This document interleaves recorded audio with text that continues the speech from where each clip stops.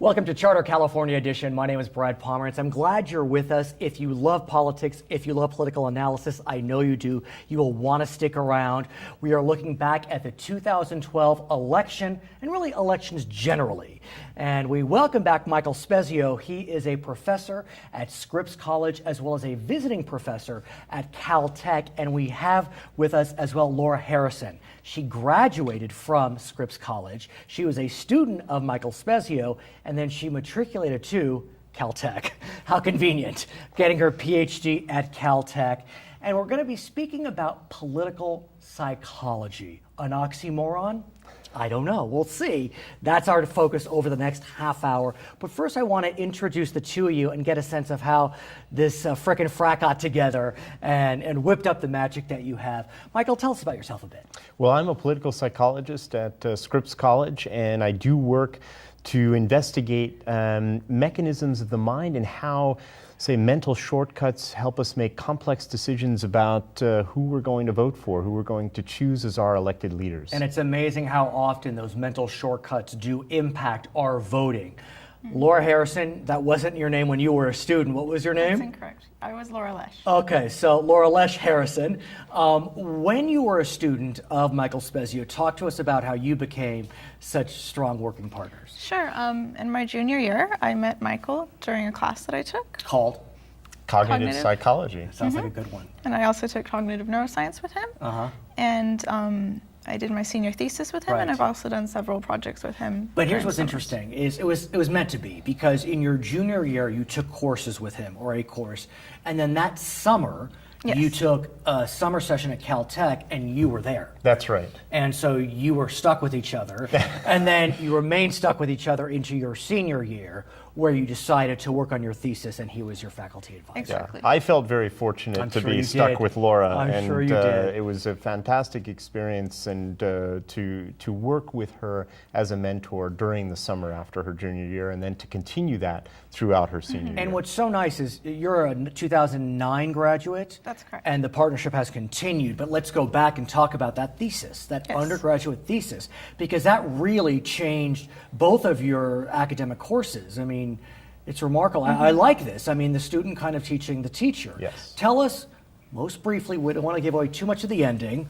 but tell us about your thesis and what you looked at. Okay, so in my thesis, I was interested in if I present pictures of politicians and ask people to make judgments from those pictures, what happens if I occlude or block out certain features in the photograph? It's that simple, and we're going to talk a lot about that throughout this half hour. But before we get to the very specifics of it, what this field is about is social neuroscience. Yes. Please, in the simplest terms for dummies like me, explain what that means. What are you looking at? Well, in the most basic terms, Brad, social neuroscience investigates how the brain contributes to all kinds of social decision-making, social understanding. That can be from the most basic reading of emotions from the face or from body posture to the most complex and vexing decisions to say, whom am I going to spend the rest of my life with as a partner? What should I do morally? Whom should I vote for and decide to lead my country? These are all decisions within the framework of social neuroscience, because they're all decisions that affect how we think and act and develop as social beings. And what's interesting is we Americans feel as if we're well informed, we make our decisions very deliberately, but in the final analysis, that may not be the case. And it especially may not be the case for what we call them down ballot races, because we simply don't have enough information. And without information, we make snap judgments. And it's amazing how people can make snap judgments for the oddest reasons. I had mentioned to you that my father, when I was younger, when he didn't know a candidate, he would look at their last name, seek out specific ethnicities, and vote as such. The right reason to vote? Probably not. But, that is what happens, and that is part of what we'll be discussing. Your current thesis kind of plays into that. Tell us a bit about your current thesis, because it also plays into this notion. Sure. My current thesis is really interested in what happens in live social interactions, especially how certain groups, maybe people with autism, might be impaired in certain things. And I'm especially interested in live because I think the context, all the little details surrounding something really matter. So do we have a sense as to what parts of the brain are lighting up when we are looking at those social cues upon which we base our voting? Yes, we do, Brad. And but the most exciting aspects of social neuroscience are not necessarily identifying certain brain areas with this or that. It's really understanding how the brain interacts as a complex network. And it's also learning new information about how the mind processes information streams. So for example, you can tell using very, very sophisticated measurement of neural data directly from the brain as people are making decisions, you can tell whether or not emotion, for example, is playing a role that's adaptive, or whether emotion is playing a role that is counter to the best outcome, the best intended decision. And it turns out that one of the surprising and shocking findings from social neuroscience over the past, say, 5 to 10 years is that so often, though we think that reason and emotion occupy opposite poles, and that to be reasonable we cannot be also emotional, social neuroscience tells us if we're going to be reasonable human beings in relationship, we need to rely on emotion. If we don't rely on emotion, we become very dysfunctional indeed. Really? Yes. That is surprising, to say the least. Yes. I actually read a study, it somewhat deals with what you're discussing at the University of Michigan, and it talked about how they took partisans, people who were entrenched in their positions, and they presented them facts that proved that a certain position they were taking was factually wrong, whatever that may be, both left and right. Presenting them with those facts entrenched them even further in their position. It didn't disabuse them of their position. It made them take the position more strongly. What does that say about that emotion-reason dichotomy? So this is an area where emotion about one's own vested interests can, and as you've just noted, can often lead one astray. However, when one tries to block all emotion in understanding other people, especially other people with whom one may seek some commonality where initially there might have been none readily perceived, when one tries to block emotion there, one winds up actually distancing the other and becoming less able to relate to the other. So the bottom line is, the take home is, we have to be very skeptical of emotion when it's congruent or consistent with our own vested interests. But we want to be open to emotion when it's telling us something about the internal workings and the life of the other person we're trying to come to understand. Okay, when we come back, I want to talk more specifically about the thesis, which deals with thin slicing, heuristics, probably a word you don't know, the whole notion that mental shortcuts are used to make complex decisions. We're going to play a little show and tell. And I also want to play out a theory that I have, that I can look at a candidate, I can look at a politician and decide if they're a Democrat or Republican. What am I seeing? You'll tell me about that. We are speaking with Michael Spezio. He is a professor at Scripps College and a visiting professor at Caltech. His student is Laura Harrison. She's a PhD candidate at Caltech. My name is Brad Pomerance. We'll be right back on Charter, California Edition.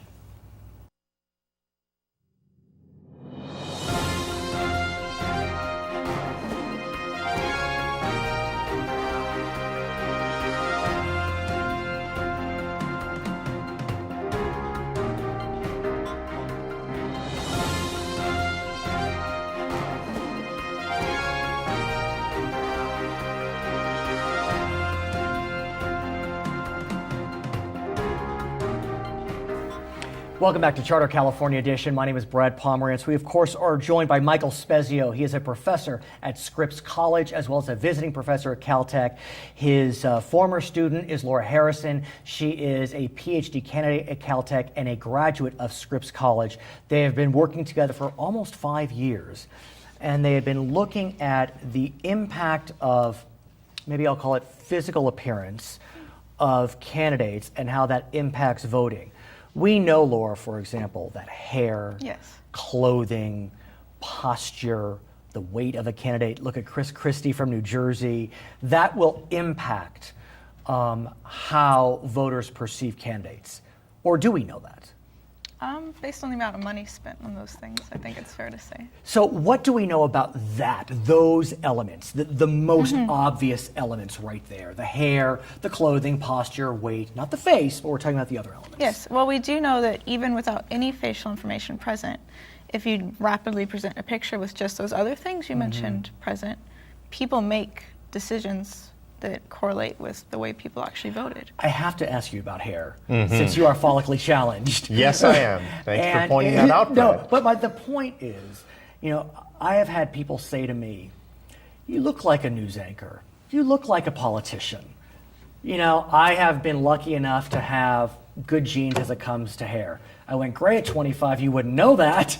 But what is it about hair that is so pivotal, at least for some political candidates? Some, not all. I mean, obviously this is not, there are plenty of follically challenged candidates who do quite well. But what is it? Well, I think it's, if one looks at the recent history of our elected presidents, for example, it's clear that, at least men who don't have a rich, full head of hair don't do as well as those who do have. And let's harken back to the Nixon-Kennedy debate. Mr. Nixon, he wasn't bald, but he had a very significant receding hairline. He sweat from that receding hairline. That's right. Jack Kennedy had quite a head of hair. Yes. And explain, we know the metaphor about radio versus TV, but feel free. Remind us of the... Well, so that debate is very interesting because, as most of your viewers may know, those who listened to the debate thought that Nixon had done at least as well or had bettered Kennedy, and those who watched it were convinced that Kennedy had trounced Nixon. And the issue here is not so much the facial features of Nixon versus Kennedy, but as you said, Kennedy appeared youthful, vigorous. He had a full head of hair. He also went under the hot lights, but he had makeup on. Nixon didn't have the makeup on. And so what came out was sweat, and he had a little bit of stubble. These are not facial features. Sweat is not a facial feature, but it does appear on skin, and it suggests anxiety, it suggests nervousness, it suggests weakness. So that goes to the question of heuristics. Feel free to define that SAT word for us. And it may not even be an SAT word, maybe a GRE word.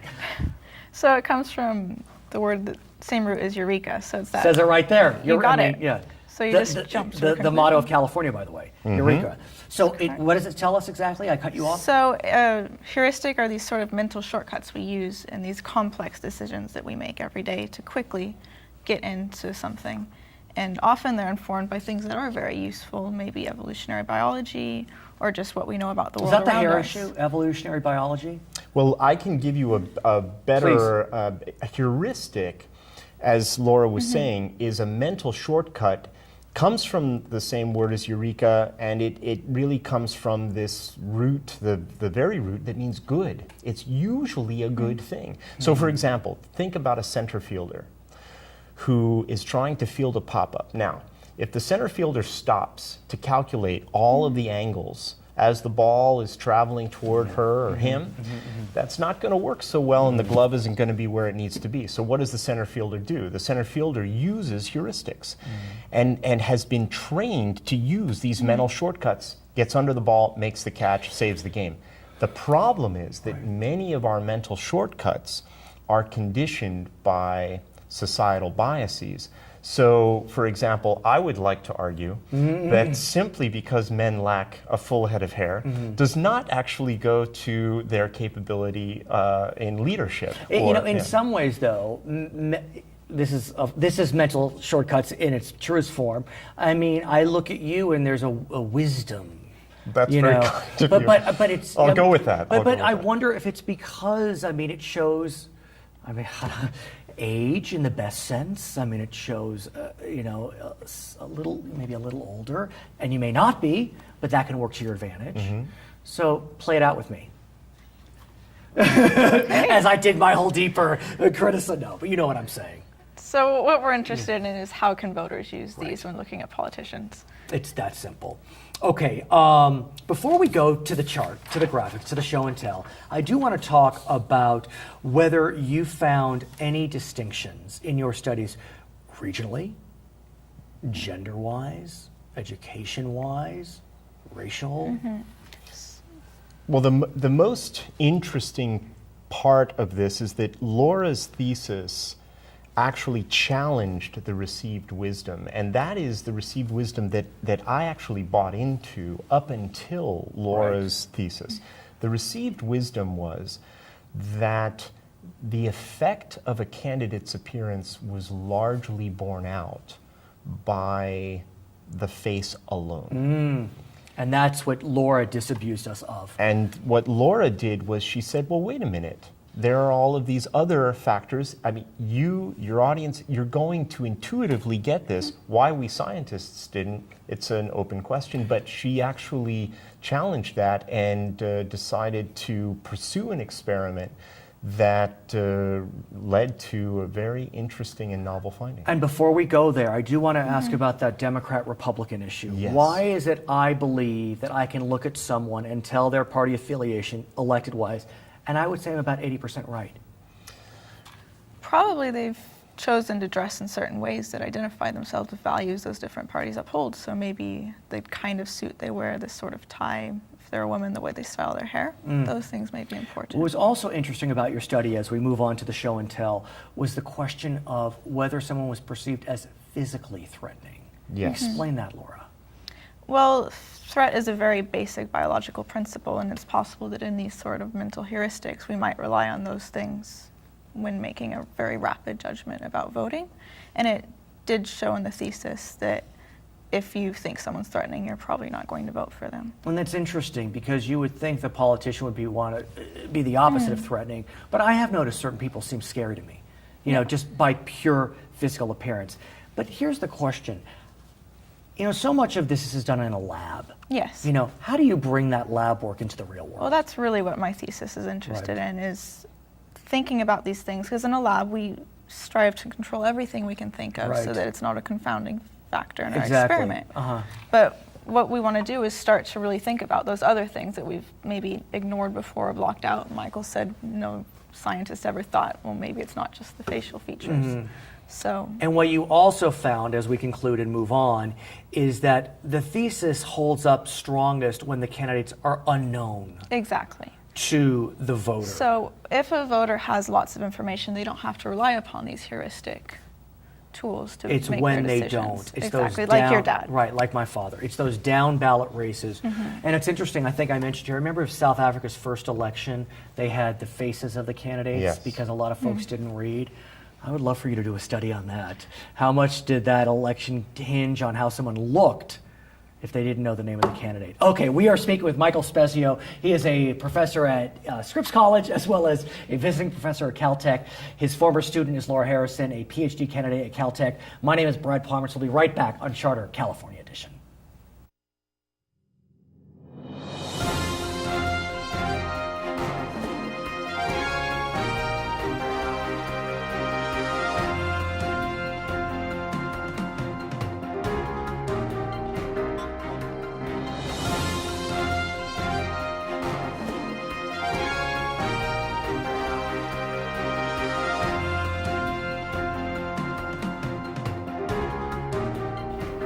Welcome back to California Edition. I'm Brad Pomerance. Our guest, Michael Spezio from Scripps College, Laura Harrison, a PhD candidate at Caltech. If you're an elected official, if you're a campaign advisor, if you're an aide, you want to stick around because I bet you thought that facial expressions are all that counts when evaluating a candidate. When voters evaluate the candidate, they look at their face. They look at how they interact, how their eyes glimmer, how they smile. Maybe not so much. And that's what we're going to find out. Let's talk about it. We have 3 sets of cells here. Let's talk about the first set up here. Laura, what does this first set of cells tell us, where we see everything? Exactly. Typically, experiments that have looked at the role of visual features use just that.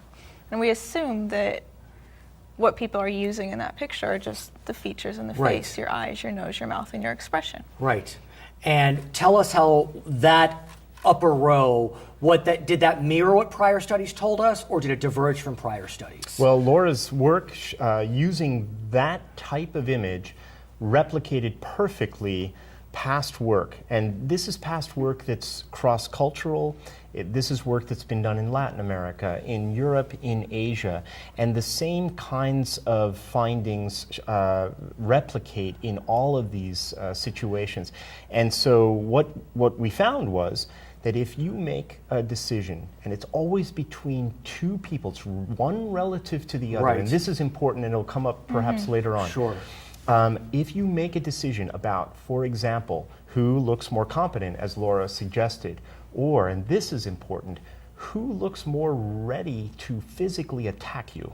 If you actually ask people that question, turns out that the person that they pick that looks more likely to attack them is going to be the person whom real voters, now keep in mind, our participants didn't know these candidates. Right. They didn't know the positions, but they picked, in most cases, they picked the candidate whom real voters rejected at the polls.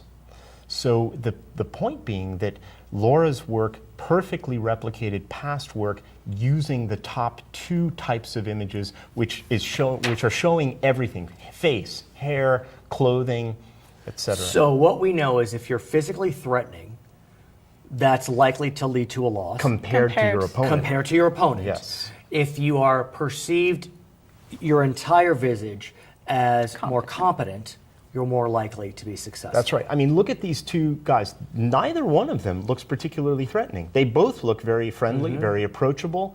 But the fact is that you can ask people to make relative distinctions, and statistically, they will pick the person who, if the question is who is looking more physically threatening, they'll pick the person who most likely loses the election. Okay, here's the money. This is the money shot right here. It's the second row. All we see in the second row is the face. We see the eyes, we see the nose, we see the teeth, we see the smile. We don't see hair, we don't see jawline. I would have thought that this was the row that would tell us everything. Gong. That's what we thought too. And this is the money. What most people had thought, and actually this was less informative than that. So in other words, what was most informative was the entire kit and caboodle, not just the face. That's right. And to point out, I mean, when Laura designed these stimuli, she purposefully designed them to include only key facial features. She took out the hair, as it's obvious. She took even out the shape of the jawline, which is not usually associated, as you were saying, with the brightness, the facial expression, the emotion that's portrayed in a politician's face. And here's what's even doubly stunning, more stunning, the third line. What you did here is you took out the face, but kept the hair. You removed the jawline, correct? Or you There's some information about it still available, like on the sides. Right, but you kept clothing cues. What did this tell us? This was just as informative as the entire facial picture. I can't believe it. I can't believe it. Shocking. I mean, you must have been stunned into silence I when checked you my results. saw, over and over and over and over. How is that possible? How is it that when you just get hair, maybe jawline, and Just a little maybe bit of clothing, that's going to be as predictive as when you get the whole kit and caboodle? And better predictive, did I say it right? Yeah, it's more predictive. than the face. surprising. What happened? What does that tell you? That information is really useful to voters making these heuristic judgments.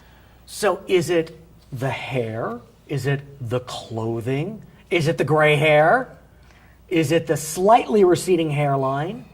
The experiment doesn't directly address those, but Well, we get can cracking. speculate. We're still actually exploring those issues, and they're really important to tease out. I think the interesting thing is here, when we think about what a politician might have control over in changing her appearance, his appearance. I know where you're going, yeah. I You have mean, the we least control over this. We have surgical means, perhaps makeup, etc. But when you're talking about hair, You have I mean, lots it's of much control. easier even for me to change my hairline than it is for me to change my face. Right. And it's certainly easier for me to change my clothing and my posture, etc. And so this actually, so the worry here, the nagging worry throughout all of this is that we try to articulate the principles of living in a deliberative democracy in which people choose based on their values, on whom they think will lead best. The problem is, especially when we articulate and uphold the values of a participatory democracy, where we never want to exclude people from the polls, you will get lots of people who come into the polls who know very little. They have values, but they don't know how those values match the candidate. So if you were advising a candidate, a campaign manager, an image consultant, what would you tell them? Try to look competent. But try to look competent, I would think, Compared to your, candidate, but that attempt to look competent is not so much about this. no, not at all. It's about this. It's about this. It's basically what you know for a job interview. Wear a nice suit, get a good haircut. And I think I'm rendered speechless. What about my white teeth? What about my dyed hair? I mean, I guess my dyed hair helps, maybe. I think it might. Yes. But my white teeth don't matter so much. Well, I haven't looked mean, at the Right. they might be better than The yellow black teeth. Right, of course. So right, and rotten teeth. But the very interesting thing about all of this work, and including the work that Laura did, is that it is generally thought. I've heard political consultants say, well, we have to get the candidate up to some absolute threshold or standard. This, I think, is called into serious question by this work, because what we show is that all of these comparisons are relative. So what you need to do is focus on looking more competent than your opponent for that race. Did you expect that? No. How did you realize that? What was in your thesis that convinced you of that? That you had to look more competent. More competent than. It's a comparison as Well, opposed to an absolute. The way the experiment worked is each subject saw just two people who actually ran against each other in real life. And they had to see. choose which of these two is more competent, which of these two is more trust-threatening, Right. and which of these two would you vote for. And then we just correlated those decisions to what happened in the real world or base truth. And the results were 80%